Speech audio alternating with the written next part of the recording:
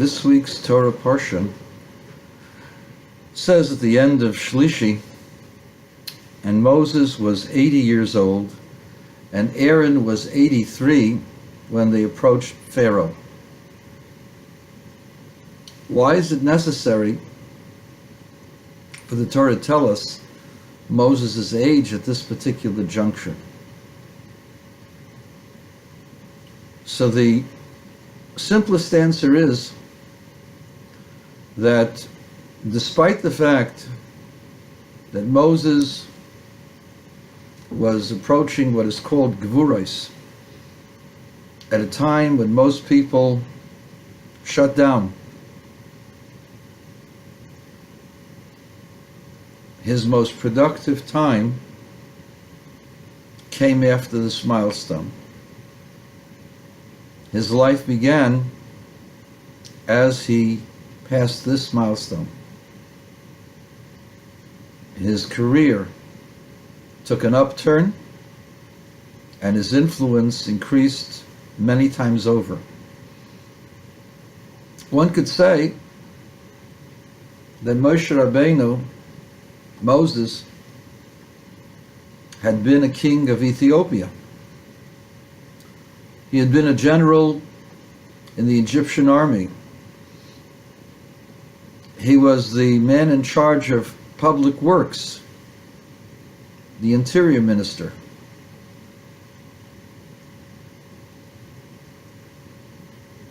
And that Moses was a man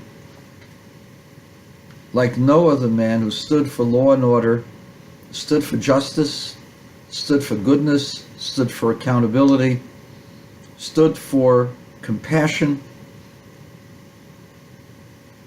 and that his career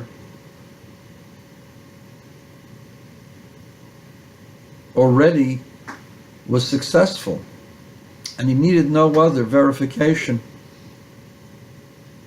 He needed no other goals to set for himself, because he had fulfilled more than 99.99% of humanity had fulfilled up until that point. And yet God had a different agenda for him, and he had to be willing at that juncture to go to a different level of service, a level for service to God and a level of service to mankind. And so a person who reaches a milestone has to look back and see the positive things that one has done, and then set a higher goal for himself, a higher standard. My friend, my dear friend, Yakov Yosef ben Akiva Citrin, also known as Big Adam Citrin, former left tackle for the NC State Wolfpack, a walk-on that played every single down in his freshman year, a white boy that could jump, a white boy that was fast and powerful, and a Jew boy.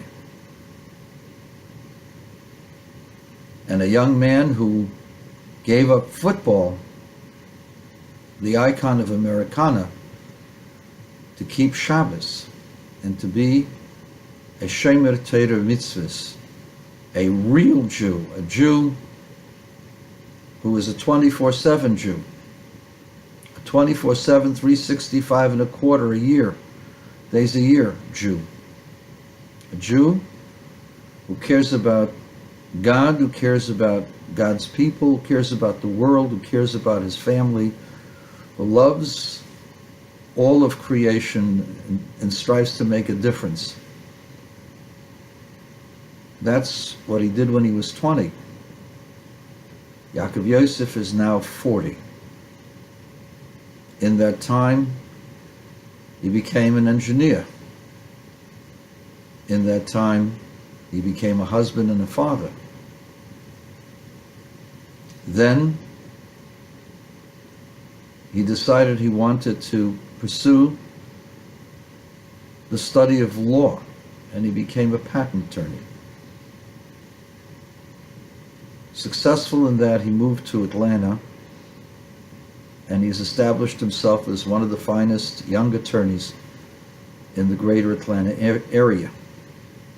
That being said, all the while, Yakov Yosef has a full beard, wears a kapota on Shabbos, and looks like a complete Jew to anyone who sees him.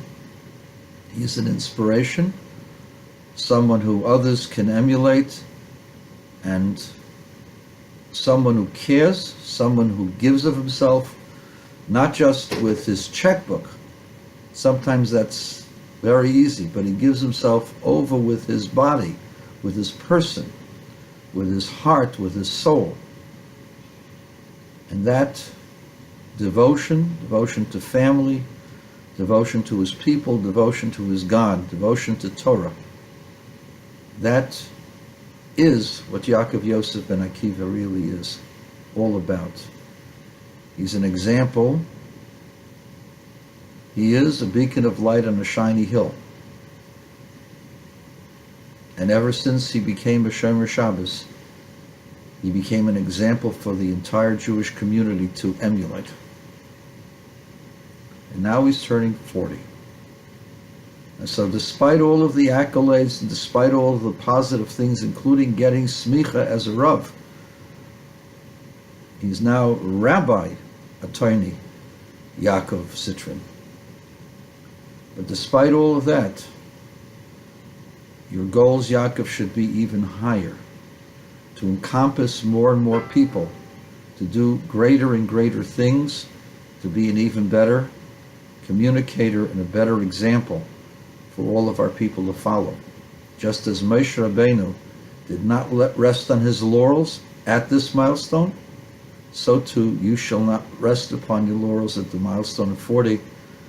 And from Aboim Libina, we should get from you Chamishim Li'etza, and Zikna, and Seva, and Gvurais, and you should have the completion of transforming your environment and the environment of all around you to holiness, to a higher and an even higher godly level. Mazel Tov, Yaakov.